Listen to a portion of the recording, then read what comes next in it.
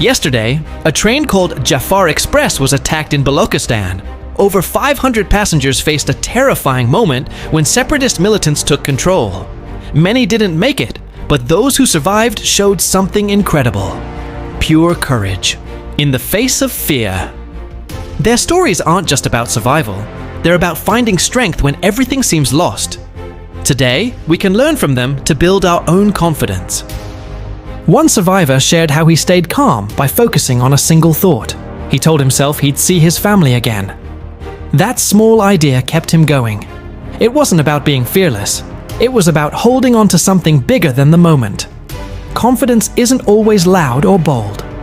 Sometimes it's quiet, like a decision to keep moving forward. Another survivor, a young woman, talked about taking one step at a time. She didn't try to solve everything at once. She just focused on breathing, then standing, then helping others. That's how she made it through. Life throws challenges at us too. Maybe not as dramatic as a hijack, but rejection, failure, or doubt can feel just as heavy. We don't need to be superheroes to overcome them. We can start small, like that woman did. Confidence grows when we turn our struggles into stories of strength. The survivors didn't give up because they saw their fear as part of their journey, not the end of it. Imagine failing a test or losing a job. Those moments don't define you unless you let them. Instead, they can become the start of something new. A man on the train said he felt stronger after it was over. Not because he won a fight, but because he didn't let panic win. That's the real victory.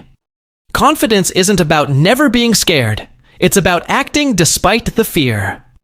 In Pakistan, we hear stories of resilience every day. People rebuilding after floods, standing up after setbacks. The Jaffar Express survivors are proof that strength is inside all of us.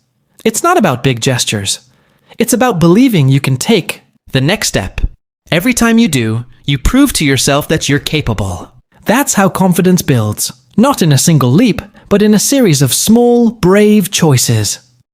Their experience reminds us that no matter how dark things get, there's a way to keep going. You don't need to face a crisis to find this strength. It's already there, waiting for you to use it.